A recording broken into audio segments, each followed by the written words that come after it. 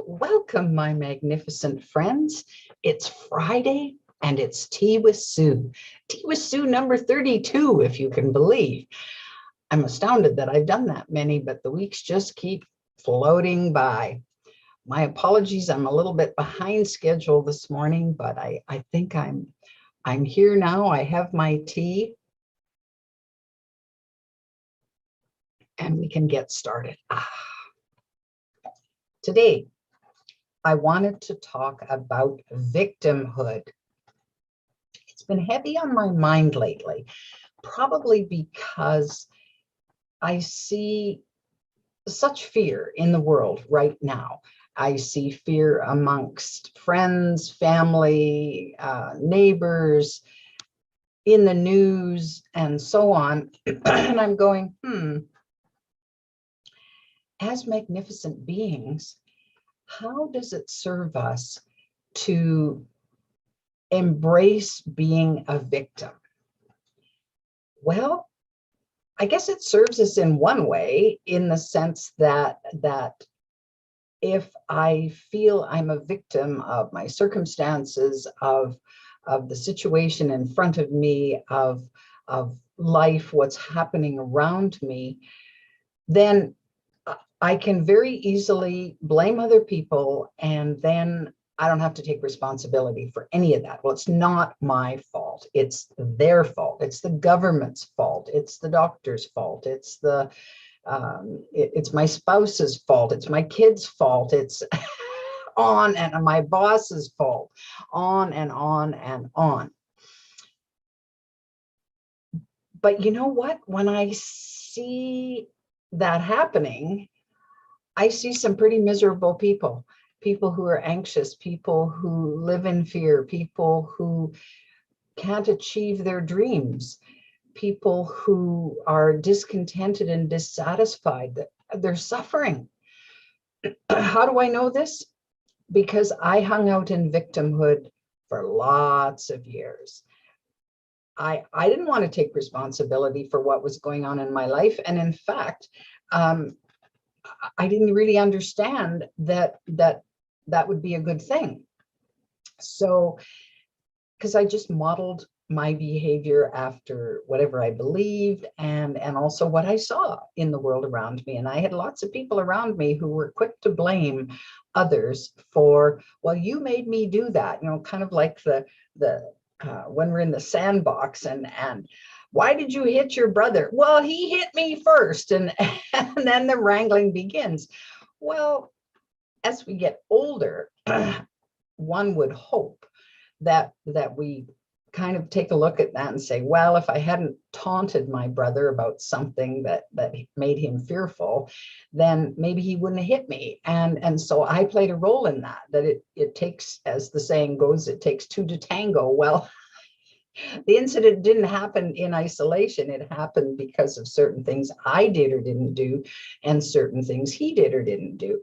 So the hope is that as we grow in understanding and maturity, and we broaden our perspective, we begin to say, we look at cause and effect, right? Well, if this hadn't happened, this couldn't have happened, and so on. It works in the positive, and of course it works in the negative. So what is it that nags at you, that you feel victimized by? So for some people, it's, I think there's a big conspiracy going on in the world about the whole vaccination in the world. The government is going to track us and do all these things. And I'm going, really? You think the government's that smart? I'm not so sure they are. Have you dealt with bureaucracy lately? I have, and I don't find that they're that efficient. So I there's no way I can believe in this whole, big brother is watching us and trying to track us down. Well, because it seems nonsensical to me. It seems overly fantastical, and I'm going, well, I don't want to buy into that. I don't buy into it because it just doesn't fit for from my perspective and my view of the world. But people can get pretty victimized by falling into that trap and feel, well, what can I do about it? Well, I won't get the vaccine. I won't do this. I won't do that. And okay, fine. And that's your choice. We have free will on this planet. But I guess the underlying thing is, why are you so fearful? Like, do you really think that, how is that going to affect your life if you buy into that fear? Well, what other fears are you buying into? And how does that keep you stuck? How does that keep you from doing things that maybe you've always dreamed of? So for those of you who say, oh yeah, I've been a victim quite a bit, and I'd really like to stop doing that. Those of you that are happy there, carry on. That's your deal. And I've carried on for years in wanting to place the responsibility squarely on someone else's shoulders when it rightfully belonged on mine. But if you want a different perspective, if you want to have something different going on in your life, then it requires some effort for sure, because feeling like a victim can become very habitual, and blaming others can be very habitual. So it's to reverse that. It's to turn the tide and say, well, what if the event were neutral?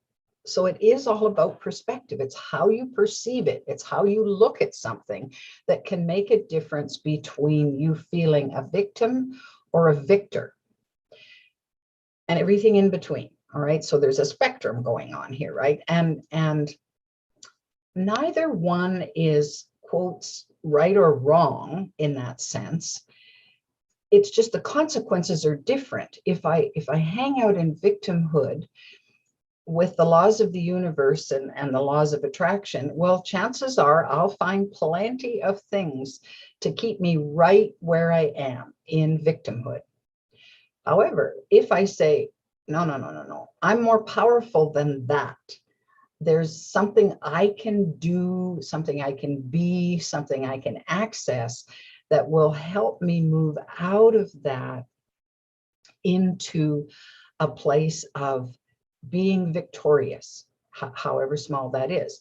Now, what you may not realize, because we do things every day that are part of our routine, we don't label those things a success.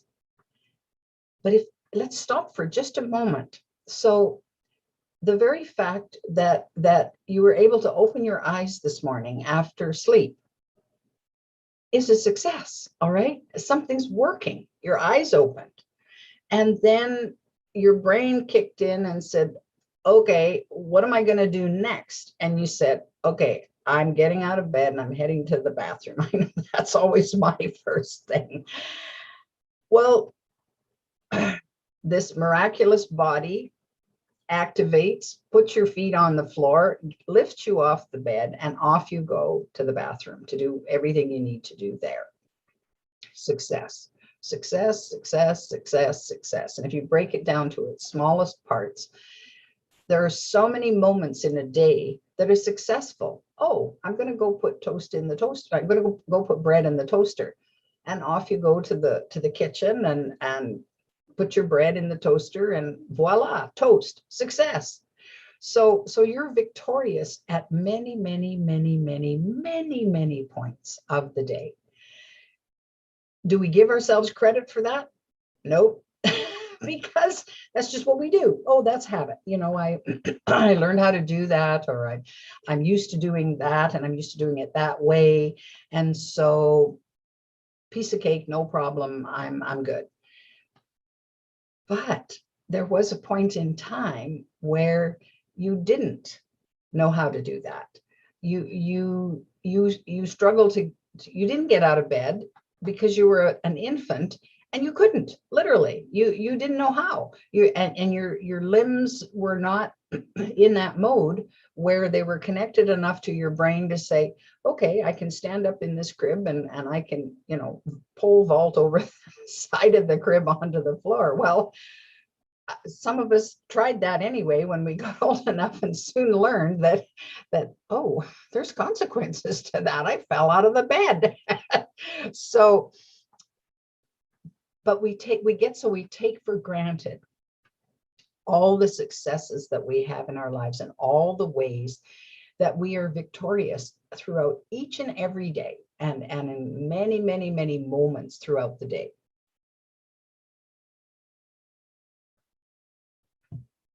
So when we shift our perspective to saying, how am I am a victor. I want to be victorious. And how do I breathe that in and take that in at heart level, and consequently alter my behavior so that more and more victories show up? Then it sets a different track in your brain. It sets a different place in your heart. And the stress starts to ease, because fear starts to take a back seat. Whatever fears we had, I was saying to a friend this morning who was fearful about a path she wanted to go down. And I said, well, feel the fear and do it anyway. So are we scared to try something new? Of course we are. There's a myriad of reasons: the fear of failure, the fear of success, the fear that we won't measure up, the fear that we can't understand it or get it or whatever. And for some people, that stops them in their tracks and say, no, I won't even attempt it because I'm too fearful. I'm too fearful of the consequences of attempting and not succeeding. And so it stops them. And then they can, and it's funny because we'll make that emotional decision, then we'll justify it with whatever rationale comes along. Oh, well, I don't actually have money for that program, or I'm not able to, I don't have the time, or I'm too busy, or, you know, all those different reasons which we can label excuses for not doing, when at the bottom of it was, well, quite honestly, I'm so fearful, I'm not even going to take the first step. So right there, the acceptance of responsibility for what's really going on with you is the first step towards moving out of victimhood. I'm the one that is feeling what I'm feeling and making the decision. It's not really the money, it's not really the time, it's not really my ability or inability. There's something at core level that is stopping me. I'm stopping me. I'm victimizing myself. So how does this play out in relationships? Oh my, well, that's a big topic. So the question is, are we ever truly a victim of anything? Well, I think there's a difference between victimized, being put in the victim role because of circumstances, and feeling like a victim. So all you need to do is point to some adversity that you've been through, or that somebody that you know has been through, and then ask yourself, does it make me or make that other person a victim? Like, is that how they are meant to feel in their hearts because of what happened to them? Well, actually, events are neutral. So what happens to us doesn't have a good or bad label on it until we attach one to it. So, you know, Typhoon Mary sweeps through a village and does a whole bunch of damage. Now, if the village was deserted, there were no people there, and it was an abandoned village, it wouldn't have any negative consequences for anybody. And so the event itself could be considered neutral. Well, nothing happened. So then what happens if there's people living in that village and there's devastation and people are injured, or maybe some people are killed, or their houses are just totally destroyed. Well, there's the victimization of that. Like, that's a bad thing to happen. And these people need help. No question about that, that circumstances have happened that put them in a worse place than they were the day before because of this typhoon coming through. But the question is then, in our heart of hearts, is it mandatory that we feel victimized? And especially now, initially, chances are pretty good that we do. Oh no, I've lost my home, or loved ones are missing and injured, and it's a tragedy. It's a big deal and a big trauma. But does that really mean that we need to hang out there? Because there are lots of people in the face of that kind of adversity rise to the occasion, and they're able to save people and help people and support others and do miraculous things that you wouldn't have believed were possible, but people did them anyway. Well, what's the difference? Well, I think the difference between those people, the people who just say, no, this is not going to slay me. It's not going to lay me so low that I'll never get up again. There's a way out of this. And the people who just feel helpless and hopeless and say, this is so bad, I just want to die. So what's the difference between those people? Well, there's a few things that could be going on, and I'm only going from my own experience and how this has played out in my own life. First of all, it has something to do, I think, with life view, in looking at your life and saying, okay, how do I view life? Do I view life as is the world a friendly place? And for me personally, I've confessed that I'm kind of a Pollyanna. Well, life for me and the world is a friendly place. I believe that. Despite bad things happening, I still have this inherent belief that the world is a friendly place.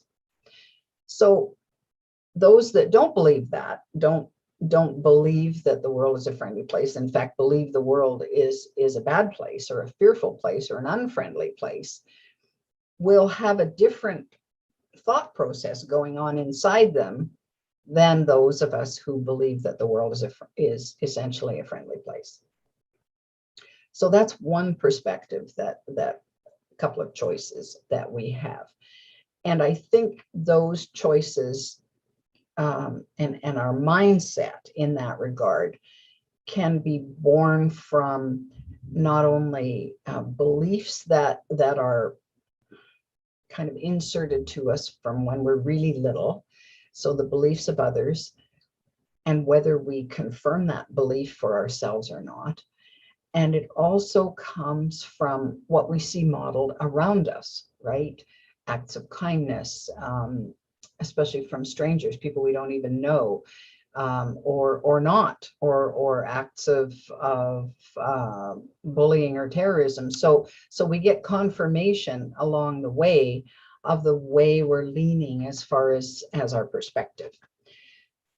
The other part of that equation to me is whether you believe you have power or not. So my life view is the world is a friendly place and I have power. So that's one end of the spectrum, right? The other end of the spectrum might be the world is an unfriendly place and I have no power. Well, people can have everything in between there and waffle back and forth. So it can be somewhat situational, I think. But I know my default now is the world is a friendly place and I have power in it. Did I always believe that? I'm not sure that I did. I think when I was very small, I wasn't so sure that the world was a friendly place. I wanted it to be, but I wasn't sure that it was. And I was pretty sure that I didn't have a lot of power in some ways, Although every now and again, I would assert myself and I'd realize, oh, I have more power than I thought. Well, it became kind of a learning, growing thing. I don't know that I was born with the world as a friendly place and I have power in it. I think it evolved over time. And because I suffered a lot from feeling like a victim and feeling hopeless and helpless, then it took some time to kind of turn the tide. It took some time for me to move from that, it's not my fault, I'm a victim here, I didn't do anything wrong, and so on, to that person just got really angry with me. I wonder if it was something that I said or didn't say, I did or didn't do, that triggered that in them. Now they're still responsible for how they acted towards me. That's their deal. But my responsibility is to decide how I'm going to take that in. Am I going to say, no, not my fault, I didn't do anything, they're to blame, and leave it at that? Or am I going to say, maybe I played a role in there, and maybe I have some fence mending to do. Maybe they're not just bullying me for no reason. Maybe there's something in me that needs to come forward, that needs to right a wrong, or stand up for myself. All right, because we know that people who bully, and they've done lots of studies on this, people who bully are themselves terrified, and in fact they've probably been very bullied themselves, and so this pattern kind of continues. Well, how do we break the cycle? Well, the second that someone stands up to a bully, often the bully backs down, and the bully says, whoa, this person is aware of their own power, and it's a little bit stronger than mine at the moment, so I think I'll just stop, I'll back away, and the game stops, right?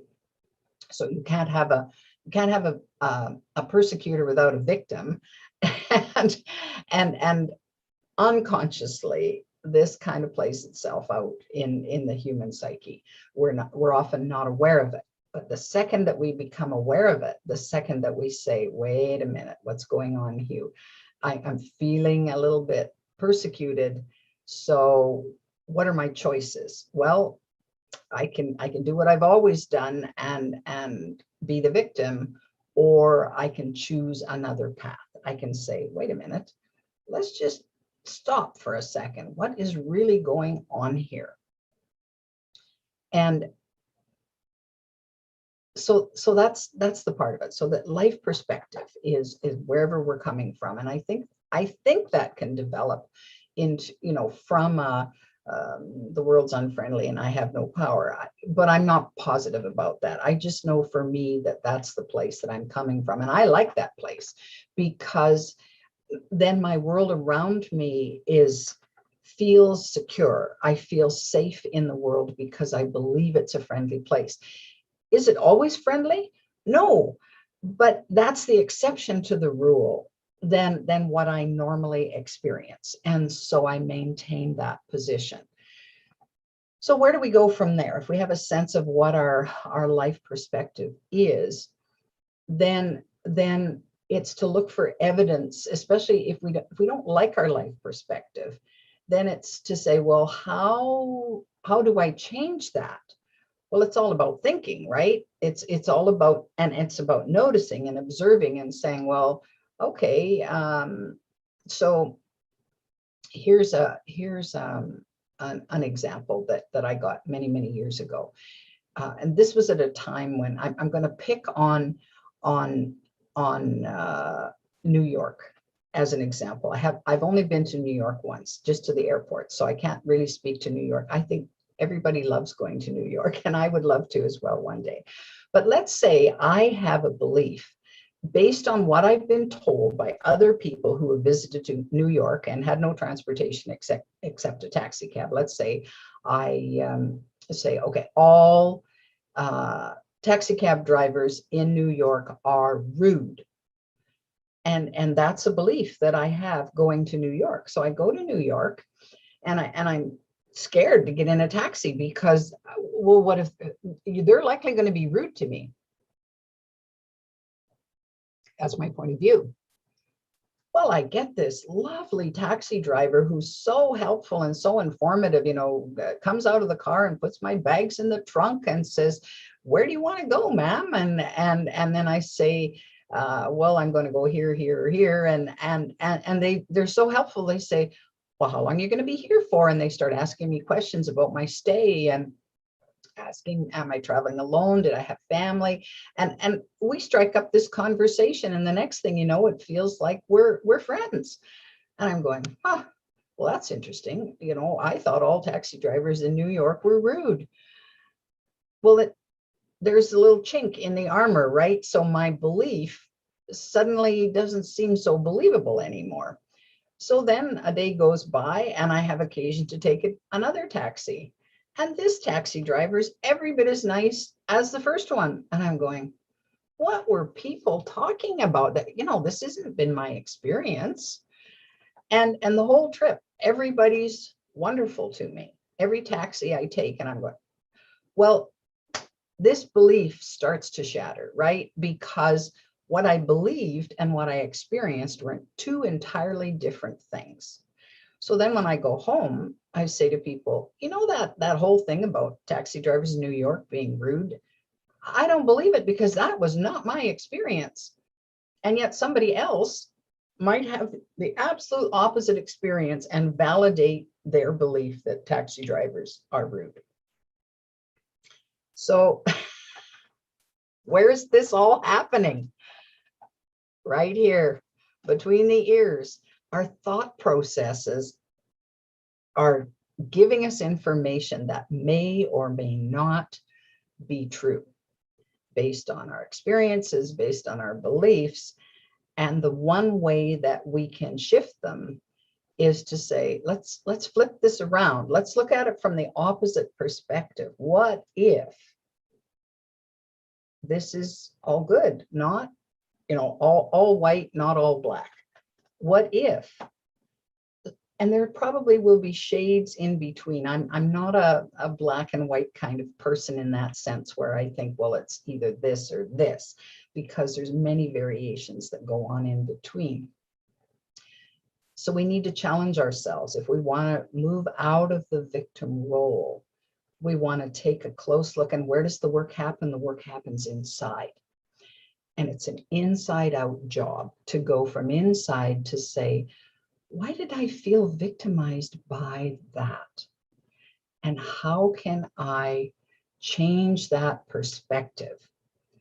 It does have to do with your understanding of how much power you have to exert change. Now, there's some things in life that the bureaucracy that we live in right now, at the moment, some of that might not seem changeable. But one person can do a lot, and all you have to do is look around and at the one person plus one person plus one person who tackled something that was hugely debilitating and was able to transform it. And some of these people are young, like 8 years old. I think of the young boy who wanted good drinking water for people in Africa, and especially the children in Africa. And did he have much power in the world? No, but he had a desire. And little by little, he was able to involve a large group of people in that process. And as a result, they've drilled many, many wells, and there's fresh water for people that wasn't happening before. So each of us has more power than we believe. We choose if we're going to be a victim of our circumstances or whether we're going to rise victorious. It might take some work. In fact, it probably will take some work. And it's okay to feel victimized at the outset, especially when a nasty adversity just or some kind of trauma whacks you in the face. And but Are you going to hang out there? Is that going to be your routine for the rest of your life? I mean, it can be. And if you want that kind of suffering, go for it. I mean, that's fine. But I really want to encourage you today. You're too magnificent for that. You deserve to feel victorious. You deserve to pull yourself up out of whatever victimhood you hang on to in whatever arena, whatever thought processes where you're fearful and think you're less than. You deserve better than that.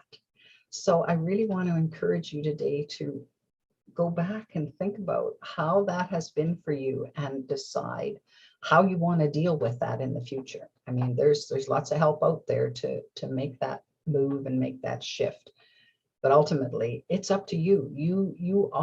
We have the right to choose whatever we want, and we have the responsibility to live with the consequences of our choices or change it. If we don't like the consequences, we can change our minds. So that's a lot of what coming out of victimhood is about, changing your mind and saying, no. So ask yourself, what if this event were neutral?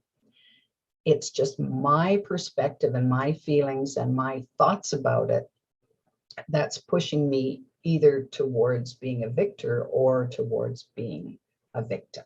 So what if? Well, that was a big topic for a small amount of time.